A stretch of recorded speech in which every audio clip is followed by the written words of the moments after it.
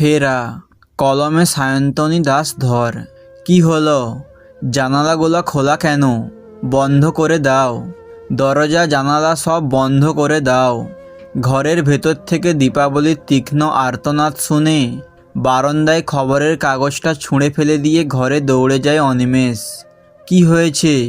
এমন করছো কেন? অনিমেষ দীপাবলিকে বুকের মধ্যে জড়িয়ে ধরে সামলাতে চেষ্টা করে। দীপাবলি তখন দরজার পেছনে নিজেকে লুকিয়ে কুঁকড়ে বসে রয়েছে। তার দুচোখে আতঙ্ক। আলো, বড়দিন, শয়তান, অসংলগ্ন কতগুলো শব্দ উচ্চারণ করে চলেছে দীপাবলি। অনিমেষ তাকে ছেড়ে দৌড়ে গিয়ে তাড়াতাড়ি বাড়ির সব জানালা দরজা বন্ধ করে দেয়। তারপর আবার সে ছুটে আসে দীপাবলির কাছে। সব জানালা দরজা বন্ধ করে দিয়েছি, আর কেউ আসবে না। সে দীপাবলিকে জড়িয়ে ধরে বসে থাকে। অনিমেষের চওড়া বুকের নিরাপদ আশ্রয়ে ধীরে ধীরে শান্ত হতে থাকে দীপাবলি। আজ বড়দিন। সারাদিন এভাবেই কাটবে অনিমেষের।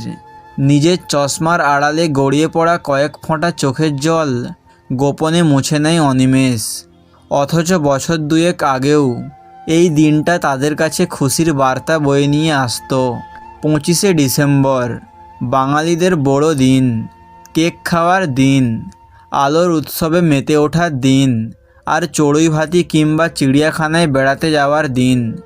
অনিমেষ ও দীপাবলির সংসারেও তার ব্যতিক্রম হতো না। আবার এই দিনটাই তাদের একমাত্র ছেলে যিশুর জন্মদিনও। তাই 25শে ডিসেম্বর তাদের কাছে সত্যিই বড় দিনই। ছোটোবেলা থেকেই দীপাবলি নিজের হাতে ছেলের পছন্দের কখনো চকলেট কেক, কখনো ফ্রুট কেক বানাতো। সন্ধেবেলায় ছেলের বন্ধুদের নিয়ে জমে উঠত তাদের বড়দিনের তথা জন্মদিনের উৎসব। কোনোবার অবশ্য ছেলের আবদারে চিড়িয়াখানা বা চড়ুইভাতিতে যেতে হতো। সব মিলিয়ে বড়দিন তাদের কাছে জমজমাট হয়ে ধরা দিত। সময় বয়ে যায়। ছোট্ট যিশু বড় হলো, কত বন্ধু বান্ধব হলো, কিন্তু জন্মদিনের উৎসব একই রকম রয়ে গেল। জন্মদিনে দোকানদারের রকমারি কেক নয়, তার মায়ের হাতে বানানো কেকই চাই। জানো মা, আমার বন্ধুরা তোমার হাতের কেক খেয়ে জাস্ট ফিদা। দীপাবলির গলা জড়িয়ে বলতো ছেলে। মাকে ছাড়া ছেলের একদণ্ড যেমন চলতো না, ঠিক তেমনই দীপাবলির সমস্ত জগৎ ছেলেকে ঘিরেই আবর্তিত হতো। অনিমেষ বরং মাঝে মাঝে অভিমান করত, ছেলেই তোমার সব, আমি যেন বাড়তি। অনিমেষের নাক মুলে দিয়ে খিলখিল করে হেসে উঠত দীপাবলি। কি মশাই, দিন দিন ভারী হিংসুটে হয়ে উঠেছেন। তারপর অনিমেষের গালে আলতো ঠোঁট ছুঁইয়ে সে পালাতো। স্কুল জীবন শেষ করে যিশু কলেজে উঠল। নতুন বন্ধু, নতুন জীবন, প্রথম প্রেম। একদিন একটি মেয়েকে নিয়ে যিশু বাড়িতে এলো। মা ও তিয়াশা। ঠোঁটের কোণে মুচকি হেসে তিয়াশাকে সাদরে আপ্যায়ন করেছিল দীপাবলি। পরে সে ছেলের মাথায় হাত বুলিয়ে জানতে চেয়েছিল, কী রে, তিয়াশাকে ভালোবাসিস? যিশু মায়ের কোলে মুখ লুকিয়ে ফেলেছিল। আমার ওকে বেশ লেগেছে, হেসে ফেলেছিল দীপাবলি। সেই শুরু। এরপর মাঝে মধ্যেই তিয়াশা বাড়িতে আসতো, কখনো যিশুর সঙ্গে, আবার কখনো একাই। দীপাবলির সাথে তার ভারী সুন্দর এক সম্পর্ক গড়ে উঠেছিল। তিয়াশার কাছে সে মামনি হয়ে উঠেছিল। বরং অনিমেষই একান্তে দীপাবলিকে বলেছিল, ছেলের প্রেমিকাকে নিয়েও এমন আদিক্ষেতা করবে তুমি? চোখ কপালে উঠে গিয়েছিল দীপাবলির। তুমি তো 5 যুগ আগেকার বাবাদের মতো কথা বলছো, যত সব। সেই বছরই প্রথম এতকাল ধরে চলে আসা বড়দিনের নিয়ম পাল্টে গিয়েছিল। মা, এবারে বড়দিনের শুরুটা আমি আর তিয়াশা একসঙ্গে করতে চাই, যিশু আবদার করেছিল মায়ের কাছে। মানে? চোখ কুঁচকে প্রশ্ন করেছিল দীপাবলি। মানে বড়দিনের আগের রাতে আমরা দুজনে পার্ক স্ট্রিটে যাব, ঘুরবো, খাবো, রাত 12টা বাজার মুহূর্তটাকে উপভোগ করব ওখানে। কোনো দিনও ওইখানে যাইনি আমি। তিয়াশা বলেছে অসাধারণ একটা অভিজ্ঞতা হবে। অত রাতে ওখানে, এসব রাতে কত রকমের গণ্ডগোল হয়। প্লিজ মা, কোনো দিনই তো যাইনি ওখানে, তুমি আমায় বারণ করো না। কোনো দিনও আবদার করে না যে ছেলে, তার এই আবদার ঠেলতে পারেনি দীপাবলি। দোনা মোনা করেও রাজি হয়েছিল। ঠিক আছে যাও, কিন্তু রাত 12টার পর ঘন্টা খানেক, তার বেশি নয়, বাড়িতে ফিরে আসবে। আমার লক্ষ্মী মা। মাকে জড়িয়ে ধরে মায়ের গালে চকাস করে হামি খেয়েছিল যিশু।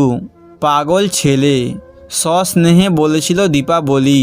কিন্তু তার মনে আশঙ্কার কাঁটা বিঁধেই ছিল। অনিমেষের কাছে সে নিজের মনের ভাবনা মেলে ধরেছিল। আমার কেমন যেন ভয় করছে। আর কতদিন তুমি ছেলেকে কোলের বাচ্চা করে রাখবে? ছেলে বড় হয়েছে তো, 2 দিন পর বিয়ে করবে। অকারণেই এত ভাবছ তুমি।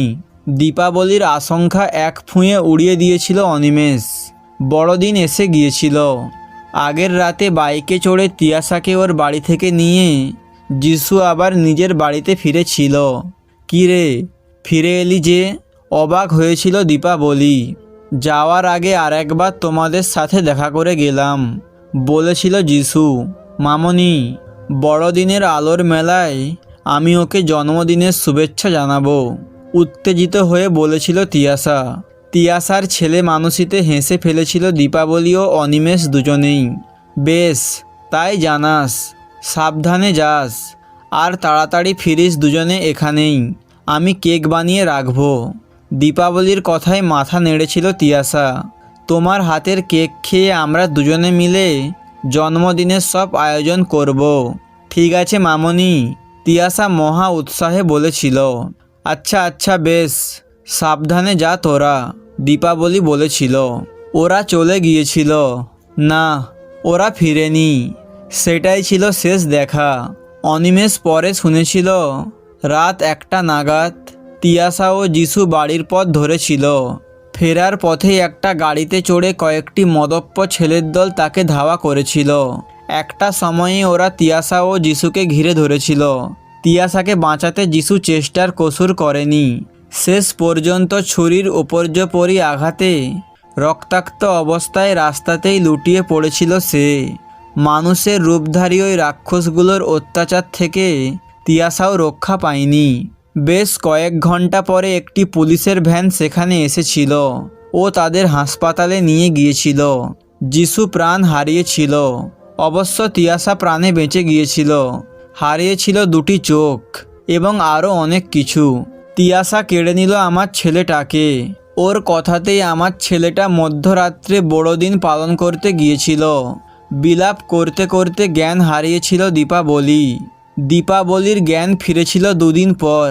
অনিমেষ তার শেষ অবলম্বন ফিরে পেয়ে কেঁদে ফেলেছিল ঝরঝর করে। জ্ঞান ফেরার পর দীপাবলি একদম বদলে গিয়েছিল।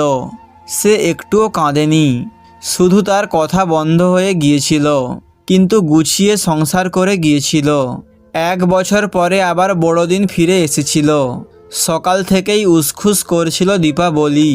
তারপর আতঙ্কে চিৎকার করে উঠেছিল, আলো, বড়দিন, শয়তান, দরজা জানালা সব বন্ধ করে দাও। সারাদিন তাকে জড়িয়ে ধরে বসে থেকেছিল অনিমেষ। দীপাবলি এমনই রয়ে গেল। এভাবেই কেটে গেল বছর 2। এ বছরের বড়দিন বিকেলের দিকে অনিমেষের বাড়ির কলিং বেলটা বেজে উঠল সশব্দে। 2 বছর পর এই প্রথম আমার যিশু এসেছে। যিশু, যিশু, উদ্ভ্রান্তের মতো অনিমেষের বুক থেকে ছিটকে গিয়ে দরজার দিকে ছুটে যায় দীপাবলি। দরজা খুলেই সে স্থির হয়ে যায়। তিয়াশা দাঁড়িয়ে আছে তার বাবা সৈকতের সঙ্গে। 2 বছর আগেকার সেই তিয়াশার সঙ্গে এই তিয়াশার যেন কোনো মিলই নেই। সেই হাসি খুশি ঝলমলে মেয়েটি যেন শুকনো ফুলে পরিণত হয়েছে। শুধু তার চোখ জোড়া অস্বাভাবিক জ্বলজ্বল করছে। সে এক দৃষ্টিতে চেয়ে রয়েছে দীপাবলির দিকে। দীপাবলি বিড়বিড় করে, এই চোখ, যিশু, আমার যিশু। ধীরে ধীরে অনিমেষ এসে দীপাবলির কাঁধে হাত রাখে। দেখো তো তিয়াশার চোখে তুমি তোমার যিশুকে খুঁজে পাও কিনা। দীপাবলি অধীর আগ্রহে তিয়াশার 2 চোখে কি যেন খুঁজতে থাকে। তোমার যিশু বুঝতে পেরেছিল সে আর তোমার কাছে ফিরতে পারবে না, তাই তো সে বেঁচে থাকতে চেয়েছে তিয়াশার 2 চোখের মাধ্যমে। তিয়াশাকে সে নিজের 2 চোখ দান করে গিয়েছে।